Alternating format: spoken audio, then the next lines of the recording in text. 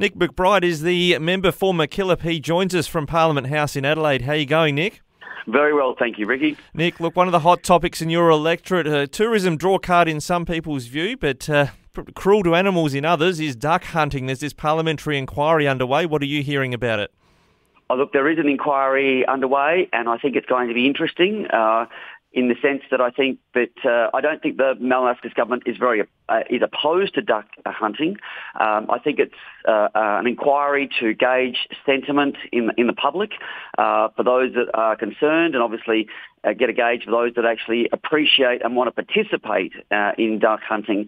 I think that it's probably what I'd call perhaps a review type process to make sure that it meets public standards, public sentiment, and from there, it's quite interesting that I know that even in the Department of Environment there are staff and hierarchy in the department that actually appreciate and also join in duck shooting. So I actually don't think this is a review to absolutely banning duck hunting to make it more difficult.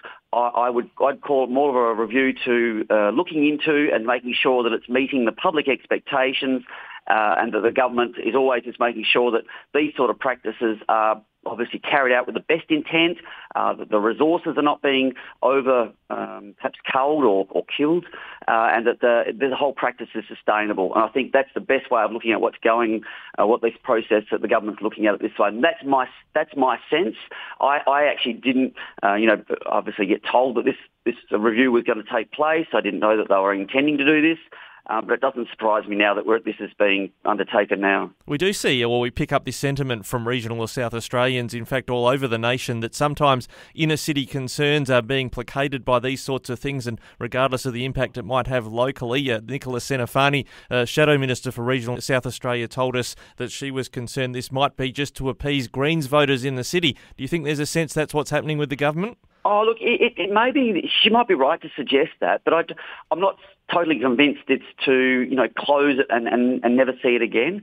I think it's more about making sure that they pick up the concerns of perhaps our city-centric state, the fact that, 1.3 million people live in Adelaide and surrounding suburbs, and then we're obviously marginalised out in our regions, and so I think it's more of that type of process rather than saying, rightio, well, the majority and the masses don't participate in any type of hunting at all, so we should just ban it for the rest of us. Yeah. I'm not convinced that that's the sort of process that's being taken up by the Labor government at this stage. Well, when it comes to the one-size-fits-all approach, we saw those problems when it came to the COVID check-in arrangements last year with the field days, but I imagine things are a little bit more relaxed this time for the big field days coming up. Yes, look, I'm obviously a Lucindale Lions member. I haven't been able to participate in as much of the meetings that probably occur every fortnight, maybe even weekly, just recently leading up to the Lucindale field days. But I do know they've got I think the whole site is full. They're expecting, mass exhibitors at the site. I think the last year was a quieter event. They didn't have a full cohort of exhibitors.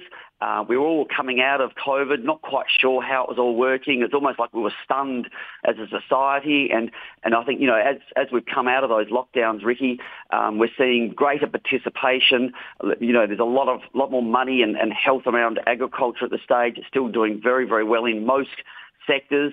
So I'm expecting the Lucindale field days will be back to those heady old days where we see 15, maybe a few thousand above that on the Friday, and then possibly out to those sort of 20 to 25,000 people on the Saturday. If those sort of numbers are met, I'm sure that everyone that turns up, not only but those of the public, but the exhibitors, businesses, the money that can be spent and that creates that sort of business will be as good as it probably has been for a long time. So I think the whole town of Lucindale, like the region of the Limestone Coast and the southern end of South Australia is going to see one of those great field days that we will come very much to expect a year-on-year basis. Yeah, let's certainly hope so. Speaking of Lucindale, overnight going into Monday, we had the CFS called out for some fires started by lightning strikes, 7 fire trucks, 2 water tankers and 6 firefighting aircraft deployed. It's a reminder that we can't be complacent about fire conditions. No, look, there's been a couple of fires around Lucindale just recently, and they've minimised. I heard there was one yesterday. It's burned around 60-odd hectares just east of Lucindale, lightning strike. In fact, actually, it was a couple of lightning strikes, and it started on many fronts. The intel is that the lightning hit some stock fences, and the fence started the fire in 20, 30, 40, 50 different spots, which made it very, very difficult. I think the fires were kept to a quite minimum. There were no stock losses. There were no infrastructure losses other than a bit of fencing. And then about a month ago, Ricky, there was apparently a pelican caught up in a power line and found to have started a fire as well. Between Kingston and Lucindale there, more like north of Kingston. That again was just one of those things that, no one can help these lightning strikes and nature, as you call it, with the pelican. But this is why we've got to be on alert, and apparently we've managed to avoid any of those major fires that we've seen over the last 5 to 7 years around Lucindale. Yeah, let's hope they're kept to an absolute minimum. You've been to Parliament House for this week's sittings. You're the Shadow Parliamentary Secretary for Regional Engagement. What are some of the key messages you're taking from that engagement to Parliament House? Yeah, look, in the Regional Development Engagement Committee, I think it's we've just been setting up and starting this whole process of opposition, how we're going to capture regional concerns.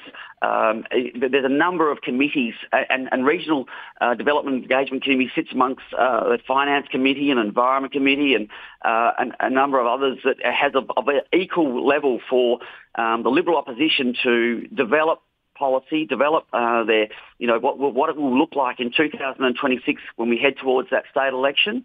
And so at this stage, Ricky, the whole committee is hearing, first of all, we started hearing now from industry groups like Livestock SA and the mining sector has come and met with the committee as well to talk about a mining policy and how that works and those sort of things. But not only that, obviously there's health, there's education, there's roads and infrastructure, telecommunications, SA water issues in the regions.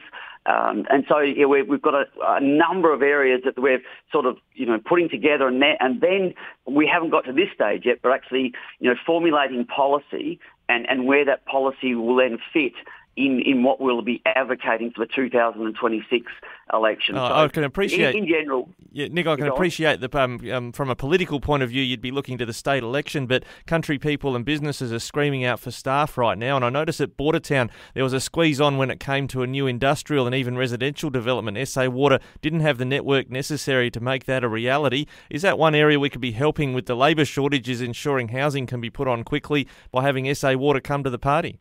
So, Ricky, absolutely, but in the Regional Development Engagement Committee area, it's actually more towards the 2026 election. Coming back to these issues like my issues in Bordertown, which has had a housing issue, and we have correspondence going right back to 2002, and then someone's even said to me it's even gone way before that. So Bordertown is really on the highest pinnacle and requirements of housing, I think, in regional South Australia and for the longest duration. Two things that really affect Bordertown. One is that obviously the lack of affordable housing, and now secondly we're learning and we know that the water supply and the catchment for the Bordertown township is under huge demand and it's struggling to be sustainable. I'm looking and going to be working with the Labor government, and can I give you a little bit of a heads up on your listeners, Ricky, that the state Labor government have rolled out a social housing and government housing build across the state. That is the first tier. The second tier is going to be an affordable housing model for the regions. And I know that Bordertown and Robe are going to be high on that list as a starting point to address this housing build. I'm looking very forward to what that looks like, how that's going to work. I know that they're working with the federal government on this. I know they've got Renewal SA, which sits underneath Treasury in South Australia. They are working with a NIFIC on the federal scene, and I'm hoping that model actually comes along and addresses these issues, not just in Robe and Bordertown, but well beyond that. But the starting point is my understanding that they're going to be very seriously considering those two towns to start off with. Plenty on the agenda and plenty to take up in Parliament House in Adelaide. Nick McBride is the member for Mackillop. Thanks so much for joining us again today on Flow. Always a pleasure, Ricky.